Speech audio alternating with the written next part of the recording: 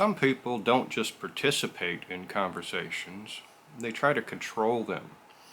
They interrupt, they speak with certainty, they challenge your position quickly, sometimes aggressively.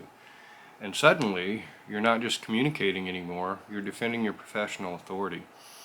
And most people respond instinctively. They speak faster, they explain more, match intensity, or they stay extremely calm, measured, neutral, controlled. But here's the problem: both reactions can quietly weaken your authority, because dominant personalities are not just exchanging ideas, they're testing structure.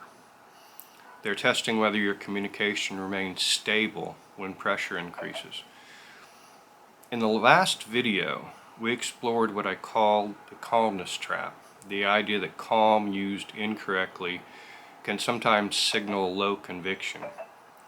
Dominant personalities expose this risk quickly, because when someone applies pressure, many professionals retreat into emotional neutrality. They try to appear composed at all cost. But excessive neutrality can communicate something unintended: uncertainty, low investment, or lack of leadership energy. And authority is not built through calm alone. Authority is built through alignment between message and emotional signal. And dominant personalities force that alignment test in real time. Most communication advice tells you stay calm, stay professional, stay composed. And that's often correct, but it's incomplete, because influence is not the objective. Movement is the objective. Progress is the objective. Results are the objective. Dominant communicators often create urgency through pace, certainty, and intensity.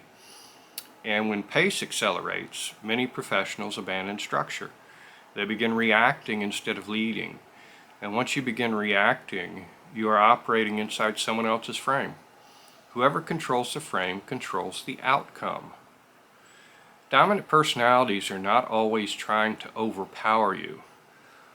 Often they are accustomed to environments where strong signals receive attention, so they project confidence quickly, continuously, sometimes forcibly. But underneath the behavior, there's often an unspoken evaluation happening. Is this person able to maintain direction under pressure? Can they maintain or remain clear without becoming defensive? Can they remain steady without becoming passive? Strong communicators often respect structure, even if they're initially tested. One of the most reliable authority signals is tempo control. Dominant personalities often accelerate conversations. They stack arguments rapidly, interrupt frequently, move quickly toward conclusions. Most people speed up in response. High authority communicators slow down, not dramatically, just enough to signal, I'm not pressured by urgency. For example, that's an important point. Let's examine that for a moment. Pause briefly. Intentional silence communicates evaluation, not hesitation. It signals confidence in your position. Calm establishes stability, but stability alone does not always create movement. Here is where many professionals make a subtle mistake. They maintain calm, even when visible conviction would strengthen clarity. For example, if a key point is being minimized, remaining completely neutral may unintentionally signal flexibility. If an important boundary is being challenged, excessive calm can look like tolerance. Strategic communicators understand emotion is not the opposite of professionalism. Uncontrolled emotion is, but controlled conviction is often interpreted as leadership. Sometimes the most authority-building signal is a slight increase in clarity and energy. Something like, I want to emphasize this point, or this element is particularly important for the outcome. No escalation, no aggression, just unmistakable commitment.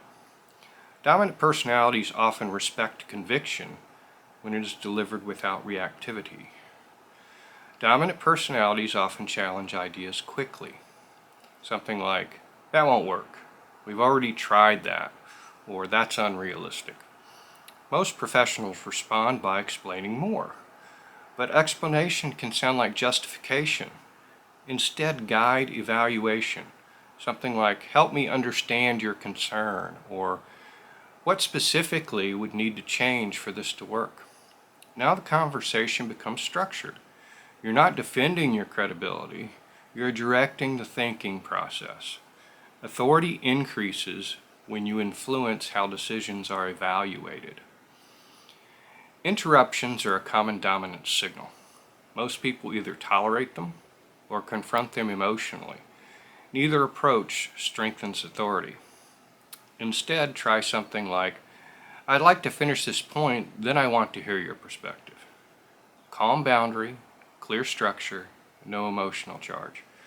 Boundaries delivered calmly are often interpreted as confidence. Boundaries delivered emotionally are often interpreted as insecurity. Some dominant personalities intensify when they feel resistance. They push harder, speak more forcibly, challenge more directly. This is where authority is often lost, through defensiveness. Defensiveness signals uncertainty.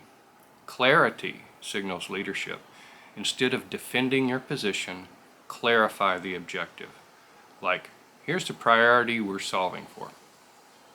Or, "The outcome we're working toward is such and such." Objectives stabilize conversations. Personal reactions destabilize them.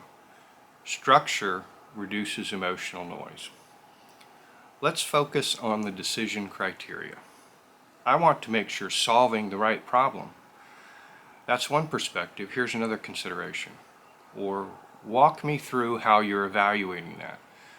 Let's separate urgency from importance. Each phrase reinforces structure, and structure reinforces authority. Authority reduces the need for dominance contests. Dominant personalities rarely remove your authority. They reveal how stable it is. Pressure exposes habits. Speaking too quickly, explaining too much, remaining neutral when conviction is needed, or reacting instead of directing. Authority is rarely lost in obvious ways. It's usually weakened gradually through small behavior shifts. High authority communicators maintain intentional control of pace, structure, emotional signal, clarity of objective, not rigidity, but deliberately. The goal is not to overpower dominant personalities. It is to remain structurally strong in their presence, because professional authority is not built in easy conversations. It's revealed in the difficult ones. Calm is powerful, conviction is powerful, clarity is powerful, but the highest performers are not defined by any single communication style. They're defined by intentional alignment between message and signal. And often, the person with the most authority in the room is not the loudest. It is the one most able to remain deliberate while others become reactive.